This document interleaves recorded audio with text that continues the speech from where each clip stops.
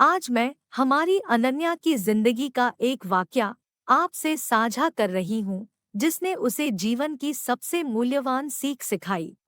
एक गांव जो दक्षिण भारत में स्थित मैसूर शहर के शांत प्रदेश में है, जहां आज भी जीवन बहुत ही सरल और साधारण है, वहां एक छोटी सी लड़की अनन्या रहती थी। वह एक जिज्ञासु और साहसी बच्ची थी। सच्चाई और निडरता ही उसके व्यक्तित्व की पहचान थी। सारे इलाके में उसकी चंचलता और नई चीजें सीखने की जिज्ञासा सबका मन मोह लेती थी। वह अपने आसपास की दुनिया को समझने के लिए हमेशा उत्सुक रहती। एक रोज जब वह पैदल स्कूल के रास्ते जा रही थी, तो उसने रास्ते में पड़े एक बैग को देखा।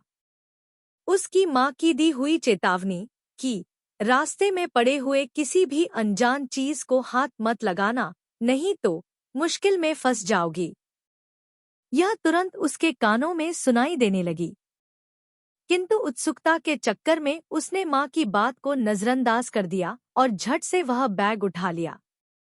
वह उसे अपने बस्ते में रख स्कूल जा पहुंची। उस बैग को खोलते ही उसने एक बटुआ पाया, जिसमें रुपए और कुछ जरूरी कागजात थे। लग रहा था जैसे किसी चोर ने किसी का बटुआ चुरा लिया हो और वारदात के बाद भागते समय वह उससे वहां गिर गया हो। उसकी दोस्त राधिका ने उसके बैग में पैसे होने की शिकायत मैडम से कर दी। अनन्या ने मैडम को यह समझाने की पूरी कोशिश की कि वह पैसे उसे रास्ते में पड़े बैग में रखे एक बटुए से मिले हैं, पर मैडम ने उसकी बात का जरा भी भरोसा नहीं किया। उन्होंने तुरंत ही अनन्या के घर फोन लगाकर उसके पैसे चुराने की शिकायत उसकी माँ से कर दी। अनन्या की माँ को भरोसा था कि वह कभी ऐसा काम नहीं कर सकती। अनन्या ने रोते रोते अपनी माँ को सारा वाकया कह सुनाया। माँ ने मुस्कुराते हुए अनन्या को गले लगाया और उसे चिढ़ाते हुए कहा, यह मेरा मन का चोर तो मेरे साथ ही रहता है, अब घर पर ताला कैसे लगाऊं? अनन्या ने संकोच में सर झुका लिया। माँ ने उसे पास बिठाकर समझाया, बेटा अनन्या, जिज्ञासु रहना अच्छी बात है, किंतु इस तरह किसी अनजानी चीज से हमें हमेशा सावधान रहना चाहिए। वह हमारे लिए मुसीबत साबित हो सकती है। इस तरह स्कूल में आपने न सिर्फ मैडम का भरोसा खोया, बल्कि आपके फ्रेंड्स ने भी आपका मजाक बनाया। इस तरह अगर तुम हमेशा मेरी बात को अनसुना करती रहोगी, तो कभी भारी मुसीबत में भी फंस सकती हो।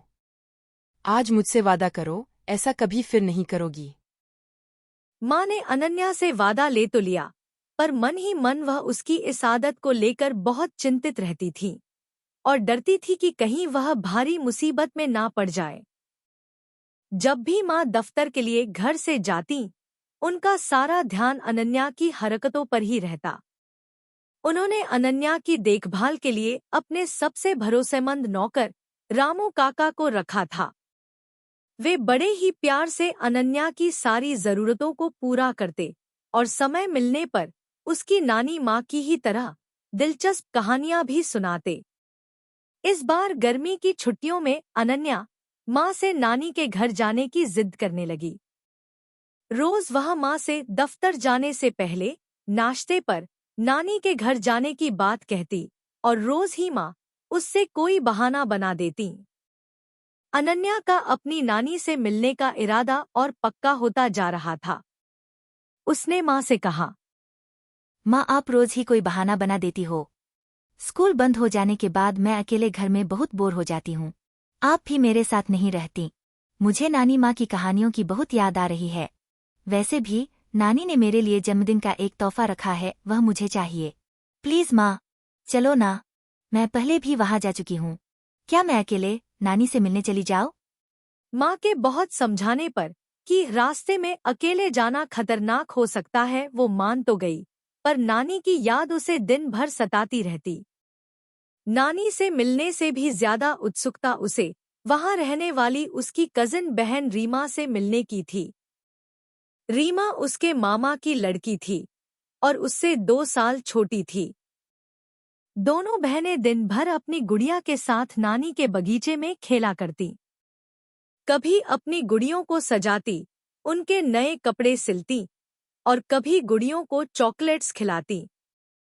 दोनों ही बहनों को मामा बाजार ले जाते, जहां से वे मन भरकर गोलगप्पे खाती, फिर रंग बिरंगी चूड़ियां अपने लिए खरीदती। अनन्या को लाल रंग की चूड़ियां बहुत पसंद थी।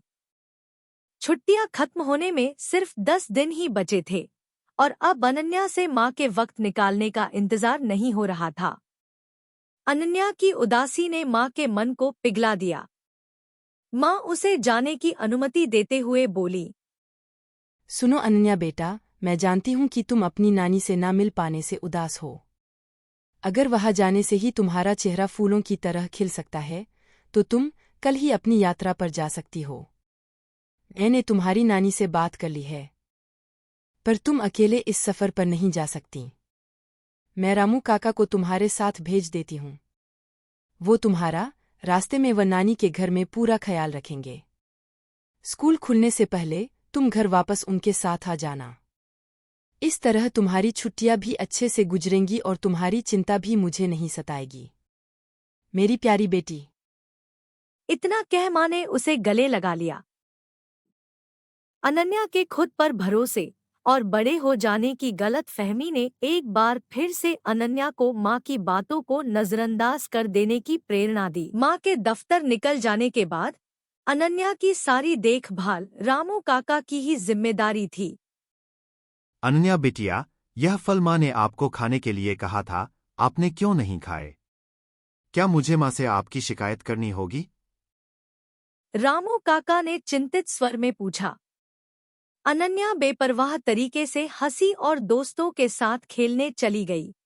अनन्या का यह बेबाक और निडर स्वभाव कभी उसे किसी मुश्किल में न डाल दे, इस ही बात की फिक्र माँ को हमेशा सताती। एक सुनहरी और उज्ज्वल सुबह माँ के दफ्तर जाते ही, जब रामू काका घर के कामों में व्यस्त थे, अनन्या ने माँ के नाम एक संदेश लिखा।